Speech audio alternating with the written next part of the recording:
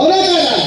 ఆయన ఎక్కువ కాదు, నేను ఎక్కువ కాదు, ఆయన తక్కువ కాదు, ఇద్దరు ఒకటే. నాకు దేవుడు ఇచ్చిండు, నేను ఆయన దేవుడు ఇచ్చాను.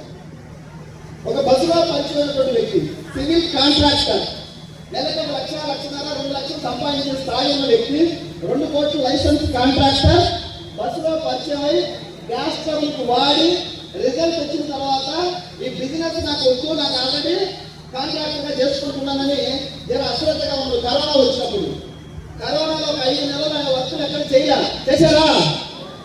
ఆ టైంలో నాకు గుర్తొచ్చింది, వెంకటేశ్వర ఇప్పుడు కాంట్రాక్టర్ అయినా పైసలు ఏం రావు కదా, నాకైతే నెల 1 లక్ష వస్తుంది.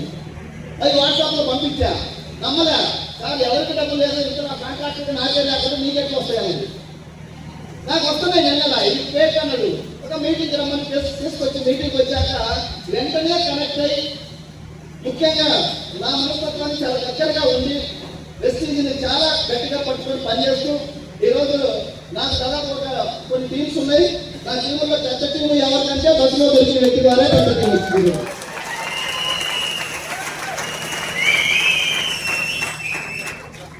ఇదైతే దేవుడు స్క్రిప్టే అనుకుంటా. నేను నాకు తెలుసుకొని చాలా మంది చెప్తే రాలా, బస్సులో పరిచయం వ్యక్తి ద్వారా ఈరోజు పెద్ద టీం వచ్చింది.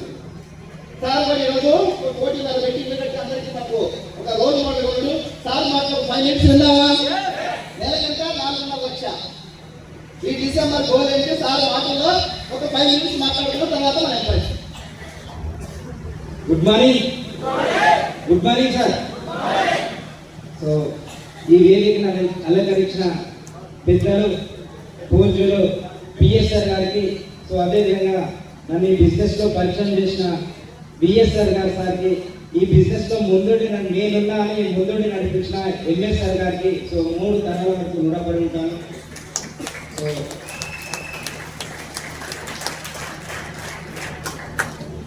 Good morning sir. అందరు ఇక్కడ వాయిస్ ఇక్కడ నా సైడ్ ఉన్నట్టు అనిపిస్తారు. అందరు ఇక్కడనే కదా, ఒకసారి క్లాస్ కదా.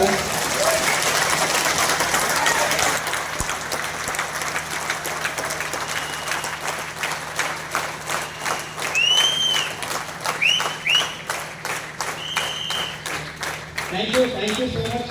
సో నా పేరు వెంకటేష్ అండి, మాది తెలంగాణ ఇబ్రాహీంపట్నం. సో ఈ బిజినెస్ రాకముందుకు సార్ చెప్పినట్టు సో సివిల్ కాంట్రాక్టర్ నేను.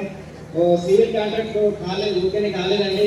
సో అక్కడ చిన్న చిన్న వర్క్ చేసుకుంటూ పల్లెటూరు మాది, దేవరకొండ దగ్గర చెట్టుపల్లి. సో పల్లెటూరు నుంచి నాకు చిన్నప్పుడు ఒక డ్రీమ్ ఉండే. సో ఆ డ్రీమ్ ఏంటంటే, ఇప్పుడు దగ్గర మనకు చాలా మంది డ్రీమ్ ఉండాలి అని చెప్పుకుంటారు, అవునా కదా? సో డ్రీమ్ లేకపోతే ముందరికి వెళ్ళలేమని చెప్పుకుంటారు. సో నా చిన్నప్పటి డ్రీమ్ ఏంటంటే ఒక కాంట్రాక్టర్ చేయాలనేది నా డ్రీమ్. సో కాంట్రాక్టర్ అంటే ఏది నాకు తెలియదు. పనిచేసే వాళ్ళనేమో లేబర్ అంటారు, అవునా కదా? పైసలు ఇచ్చే వాళ్ళను స్టార్ అంటారు, సో వాళ్ళను కాంట్రాక్టర్ అంటారు. నాకు అప్పుడు తెలియదు, అంత చిన్న వయసు నాది. సో మా చిన్నప్పుడు మా ఊరికి అంటే మా మమ్మీ డాడీ మా అన్నయ్య వాళ్ళందరూ పనిపోతుండే. సో పనిపోయేటప్పుడు నేను మీలాగా పని చేయను, సార్ లాగా నేను డబ్బులు ఇస్తాను అప్పుడే చిన్నప్పుడే పెట్టండి. సో ఆ డ్రీమ్ అనేది నాకు తెలియకుండానే కాంట్రాక్టర్ చేసింది. జస్ట్ ఒక 10 సంవత్సరాలు పట్టింది.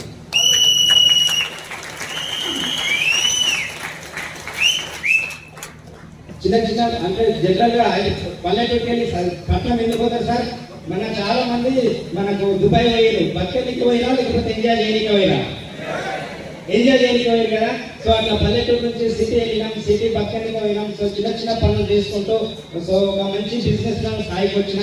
సో స్టేట్ లెవెల్లో, తెలంగాణ లెవెల్లోనే ఆన్లైన్ గవర్నమెంట్ రిజిస్ట్రేషన్ ఉంది నాకు. సో మంచిగా టెండర్ చేసుకుంటూ చాలా ప్రశాంతంగా జీవితం నడిపిస్తా ఉన్నా. సో నెలకు 1 లక్ష నుంచి 2 లక్షల రూపాయలు సంపాదించే సమయంలో సో నాకు తెలియకుండా ఎందుకో నాగార్జున సాగర్ దగ్గర మా అత్తగారు విలేజ్. సో అక్కడికి వచ్చి